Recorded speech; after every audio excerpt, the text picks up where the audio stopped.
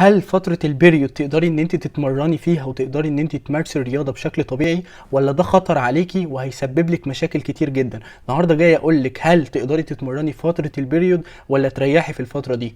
يلا بينا. يمكن تكون الرياضة في فترة البريود من اخر الحاجات اللي لازم البنت تفكر ان هي تعملها، ولكن لازم تبقي عارفة ان احنا عندنا 5 حاجات رئيسية مهمة جدا بتعملها الرياضة في فترة البريود لو انت مارست رياضة. واول حاجة عندنا وهي ان هي بتقلل من الالم اللي بيحصل في منطقة الحوض في الفترة بتاعة البريود دي.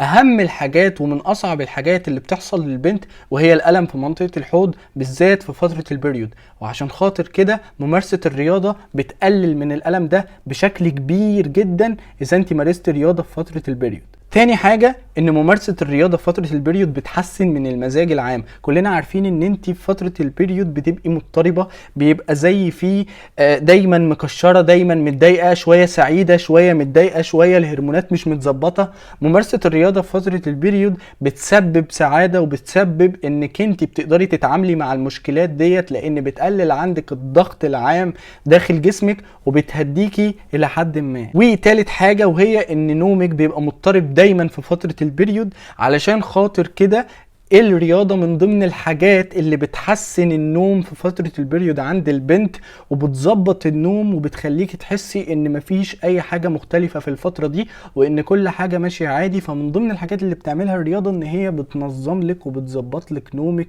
اثناء البريود. 4 وهي المفاجأة الكبيرة جدا، وهي بتساعدك على ان انت تتخلصي من الانتفاخ اللي انت بتحسي بيه في فترة البريود. و5 واخر حاجة وهي ان الرياضة وممارستها اثناء فترة البريود بتخلي البنت تشعر بالسعادة وبالارتياح. احنا عارفين ان الفترة دي دايما زي ما قلت في الاول بيبقى فيه اضطرابات وبيبقى فيه قلق، اما ممارسة الرياضة وممارسة التمارين بالذات اللي فيها مقاومة زي تمارين الجيم بتخلي البنت دايما حاسة بسعادة مفرطة اثناء فترة البريود، وبتخلي البنت دايما حاسة بارتياح. وبس كده يا ستي، ونكون كده خلاص وصلنا لنهاية الفيديو. لو عجبك الفيديو ما تنسيش تعملي لايك وتكتبي لي في كومنت عايزين اتكلم عن ايه في المواضيع اللي جايه، وما تنسيش كمان ان انت تتابعيني علشان خاطر تستفادي، وما تنسيش كمان ان انت تعملي شير للفيديو عشان خاطر عدد كبير من الناس يستفيد.